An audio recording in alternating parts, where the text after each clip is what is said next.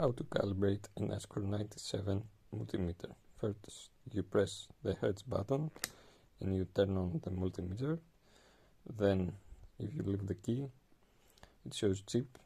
Then you press dual and pick buttons at the same time, and the multimeter goes into calibration mode. If we want to calibrate, let's say, microamps, there is a prompt for input 320 microamp, and there is an indication to change the prompted input by pressing the data hold button, and the relative button change the specific digit. Then if you press dual, it starts the calibration process. Now it does something in order to take the measurement. You should